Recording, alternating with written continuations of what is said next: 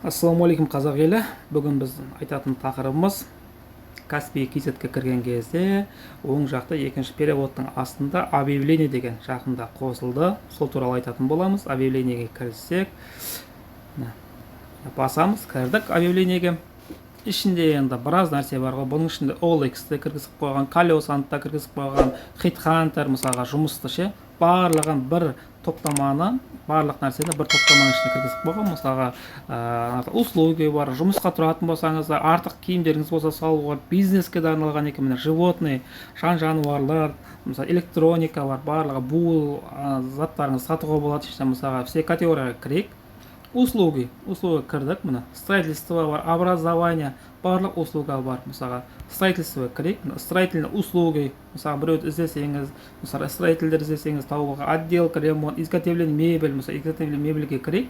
Мысалға қаладан кірдіңіз, әркім өз қаласын таңдай, барлығы қолжетімді, жақсы, түсінікті тілде тұр. Мысалға енді ары қарай бұдан шығайық. Одан кейін электроника кірдік. Компьютер сатып алатын болсаңыз, міне неше тұр, монитор сатып аласыз, барлығы тұр. Мысалға ноутбукқа кірейік. Міне Алматыда таңдалып тұр. Мен әлі Қызылорда қаласын таңдаған жоқпын. Міне барлығы тұр. OLX-ке кіріп жүрмейсіз, бір Каспийдің ішіне барлығын бітіруге болады. Ары қарай тағы лишние вещи, животныйға кіріп көрейік.